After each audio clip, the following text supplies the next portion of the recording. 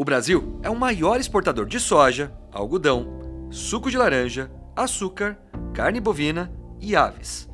O país tem 220 milhões de habitantes, mas o seu agronegócio é capaz de alimentar 900 milhões de pessoas no mundo, o equivalente a 11% da população global. Mas os agricultores brasileiros sofrem com uma fragilidade única. O país é o que mais importa fertilizantes no mundo. Quase 90% dos fertilizantes aplicados no solo brasileiro vem do exterior. Nenhum outro país com o nosso tamanho ou com a nossa capacidade de produção de alimentos tem uma dependência desse porte. Com a guerra entre Ucrânia e Rússia, que é o maior exportador de fertilizantes do mundo, os riscos dessa fragilidade ficaram evidentes.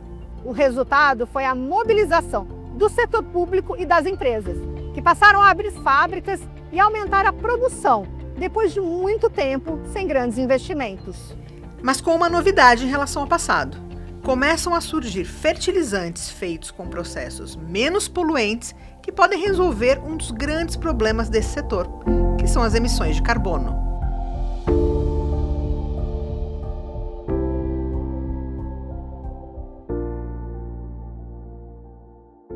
Mas antes, é preciso entender os gargalos no Brasil, os investimentos que estão surgindo e os desafios da produção de fertilizantes em meio às pressões ambientais. Plantar no Brasil nem sempre foi uma atividade bem compreendida. Em 1500, o mensageiro Pero Vaz de Caminha escreveu ao rei Dom Manuel de Portugal a famosa frase: "Nesta terra, em se plantando, tudo dá." Dá sim, mas desde que haja muito fertilizante. O solo brasileiro é pobre em nutrientes, especialmente na região do Cerrado. Apenas a partir dos anos 70 que a correção do solo começou a ser aplicada e veio então a revolução do NPK, ou seja, nitrogênio, fósforo e potássio. Esses macronutrientes ajudam no desenvolvimento das plantas e na resistência às doenças.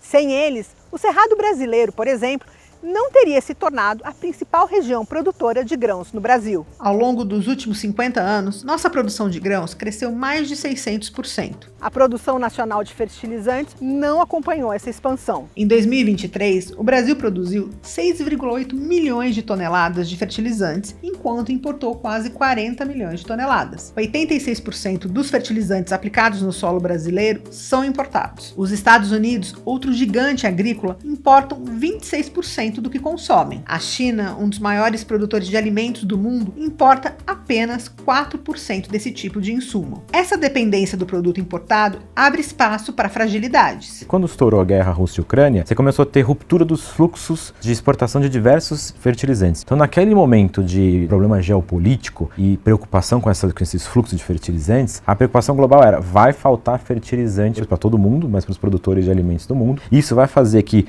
preços subam, e aconteceu, os preços subiram, e isso vai subir o preço das commodities agrícolas, subir o preço do alimento no mundo todo, e a gente tinha muita demanda, inclusive naquela época, de embaixadas de países querendo entender se teríamos novas primas-veras árabes, né, por conta de preocupação social pela pressão de alta dos alimentos. Em 2022, o preço do fosfato mais que dobrou e chegou a $1.100 a tonelada. Foi nessa época que o governo federal lançou o Plano Nacional de Fertilizantes. A meta é fazer com que a produção nacional seja capaz de abastecer 50% da demanda brasileira até 2050.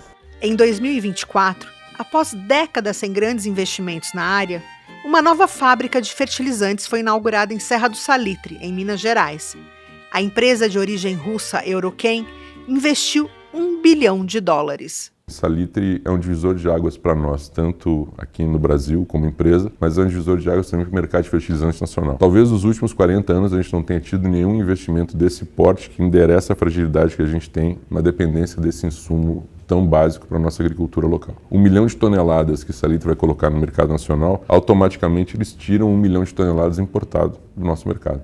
A produção local ela garante não só uma confiabilidade para o agricultor, mas garante também que qualquer percalço geopolítico ou qualquer dependência externa que a gente tenha fique, de certa forma, um pouco mitigado. Instalada numa área de 20 milhões de metros quadrados, a nova fábrica da Eurochem tem a capacidade de produzir 1 milhão de toneladas de fertilizantes fosfatados por ano, o que representa 15% da produção nacional do insumo. No ano passado, a Petrobras anunciou que vai voltar ao setor de fertilizantes. A estatal saiu deste mercado em 2018 para se dedicar à exploração de petróleo e gás. Agora, a empresa vai reativar uma fábrica de nitrogenados no Paraná, que está fechada desde 2020. A operação vai recomeçar no segundo semestre deste ano. Mas há outros projetos surgindo em todo o país. No meio da Amazônia, está em construção a maior mina de potássio do Brasil. O empreendimento, liderado pelo empresário indiano-canadense Stan Bharti, demanda investimentos de 2,5 bilhões de dólares. A primeira fase do projeto deverá ser inaugurada em 2028 e a mina irá produzir inicialmente 2,4 milhões de toneladas por ano, o equivalente a 20% de toda a demanda de potássio do país. Mas afinal, o Brasil tem em seu subsolo todos os minerais que o agronegócio tanto precisa?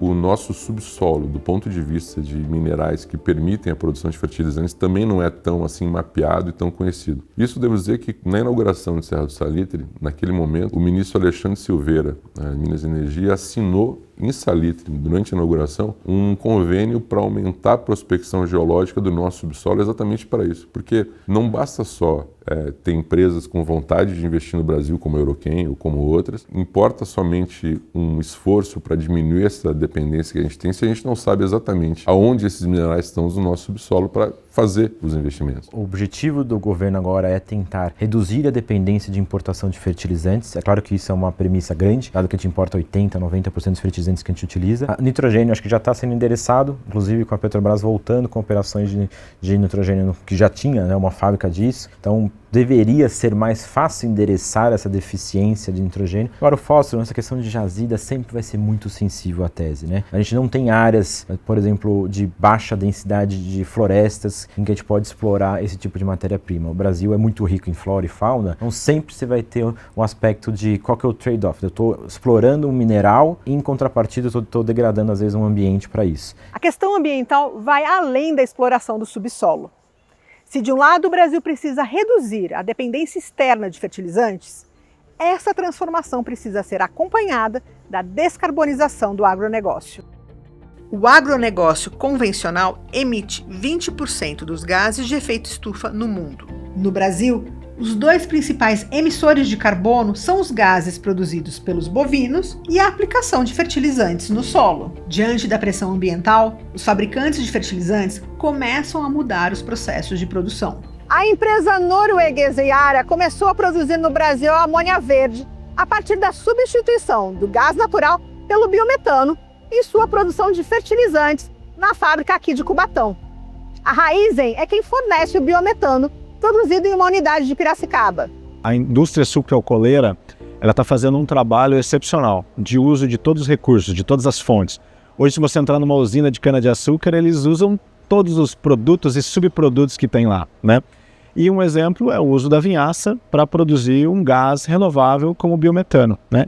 E essa é uma grande oportunidade, né, que a Yara viu em parcerias para conseguir consumir esse gás renovável, substituindo o gás natural, numa produção de fertilizante de menor pegada. Então, vai se gerar um impacto nessa produção em Cubatão, utilizando biometano, similar ao que a gente tem dos fertilizantes vindo da Europa. A Yara já está testando com produtores de café de Minas Gerais o primeiro fertilizante nitrogenado de baixo carbono. Os primeiros lotes desse fertilizante de baixo carbono vieram da Europa. Lá, a fonte de energia utilizada no processo produtivo é a eletrólise da água, capaz de reduzir em 80% a pegada de carbono do produto. Aqui no Brasil, com o biometano, a redução da pegada de carbono deve chegar a 75% em comparação com o fertilizante tradicional, produzido com combustível fóssil.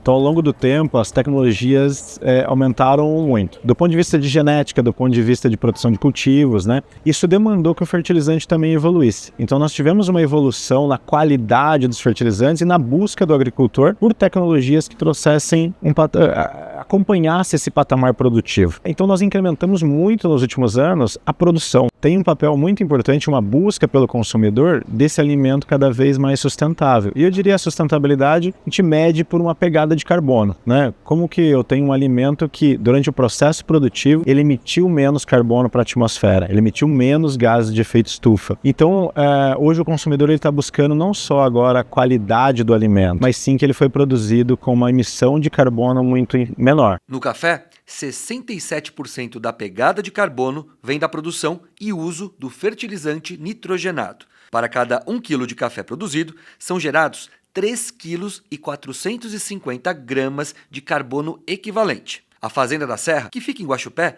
é uma das propriedades que começam a usar o fertilizante de baixo carbono. Andrea Ferrari faz parte da 5ª geração de uma família de produtores de café e cuida da sustentabilidade da fazenda. A empresa exporta para Nova Zelândia e Canadá e já consegue melhores preços na venda do café justamente por adotar melhores práticas ambientais. Uma saca, se ela custa em torno de R$ 1.500, com a certificação a gente consegue R$ 20 a mais, então 1.520. A expectativa dos produtores é que o uso do fertilizante de baixo carbono traga um prêmio extra e compense o aumento de custo. Afinal, essa inovação tem um preço, $250 a mais por tonelada ao valor que já é pago pelo insumo. A gente tem começado a criar modelos de negócio que começam a rentabilizar o agricultor, não só por produtividade e qualidade, mas também por sustentabilidade. Entretanto, os produtores de café não estão investindo em insumos verdes apenas para agradar seus clientes preocupados com os rumos do planeta. A cafeicultura é um dos setores do agronegócio brasileiro mais afetados pelas mudanças climáticas. Até 2020, nosso clima estava dentro de uma normalidade e não tinha impacto na cafeicultura. A partir de 2020, com esses intempéries climáticos, eu estou me referindo aqui não só geada como granizo, mas principalmente com altas temperaturas, nós sofremos impacto. E esse impacto trouxe uma perda de produtividade ao longo desses últimos 4 anos. O desafio agora não é apenas ter mais fertilizantes produzidos no Brasil, mas insumos que ajudem o agronegócio a ser mais resiliente frente ao clima. Só assim o campo nacional continuará alimentando quase 1 bilhão de pessoas no mundo.